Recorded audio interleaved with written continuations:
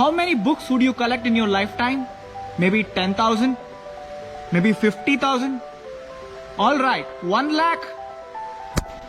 But do you believe this man has single-handedly collected more than 15 lakh books and made his own library?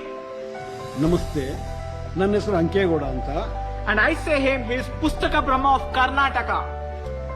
ನಾನು 21ನೇ ವಯಸ್ಸಿನಲ್ಲಿ sugar ಫ್ಯಾಕ್ಟರಿಯಲ್ಲಿ ಕೆಲಸ ಮಾಡ್ತಾ ಇದ್ದಾಗ ನಾನು ಓದ್ಲಿಕ್ಕಾಗಿ ರಾಮಕೃಷ್ಣಾಶ್ರಮದ ಒಂದು ಚಿಕ್ಕ 4 ಆಣೆ ಅಥವಾ 10 ಪೈಸೆ ಪುಸ್ತಕಗಳನ್ನು ತಗೊಂಡು ಓದಿದಾಗ ಏನೋ ಒಂಥರ ಖುಷಿ ಆಗ್ತಾ ಇತ್ತು.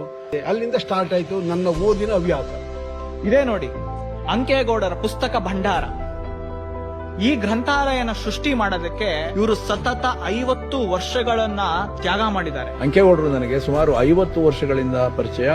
ಇವರು ಚಿಕ್ಕ ಪುಸ್ತಕಗಳನ್ನು ತಗೊಳ್ಳುವಂತ ಒಂದು ಹವ್ಯಾಸದಿಂದ ಹಿಡಿದು ಇವತ್ತು ಲಿಮ್ಕಾ ಅವಾರ್ಡ್ ಹೋಲ್ಡ್ ಮಾಡೋವರೆಗೆ ಒಂದು ದೊಡ್ಡ ಸಾಧನೆಯನ್ನ ಮಾಡಿದ್ದಾರೆ. ಈ ಪುಸ್ತಕದ ಮನೆಯಲ್ಲಿ ಭಗವದ್ಗೀತೆ, ರಾಮಾಯಣ, ಬೈಬಲ್, ಕುರಾನ್, ಬೌದ್ಧ ಧರ್ಮ, ಜೈನ ಧರ್ಮ, ಸಾಹಿತ್ಯ, ವೈದ್ಯಕೀಯ, ಆತ್ಮಚರಿತ್ರೆಗಳು, ರಾಜಕೀಯ ಮುಖಂಡರ ಕಥೆಗಳು, ಈ ತರದ ಯಾವುದೇ ಪುಸ್ತಕದ ಹೆಸರನ್ನ ನೀವು ಹೇಳಿ ಖಂಡಿತ ಹುಡುಕ್ ತಂದ್ಕೊಡ್ತಾರೆ. Okay, let's get to reality. ಹಲವಾರು ಸಂಸ್ಥೆಗಳು ಮತ್ತು ಸರ್ಕಾರ ಎಷ್ಟೋ ತರದ ಸಹಾಯ ಮಾಡಿದ್ರು ಈ ಪುಸ್ತಕಗಳನ್ನ ಸರಿಯಾಗಿ ಜೋಡ್ಸಕ್ಕಾಗ್ದೇನೆ ಹಾಗೆ ಹಾಳಾಗ್ತಾ ಇದೆ.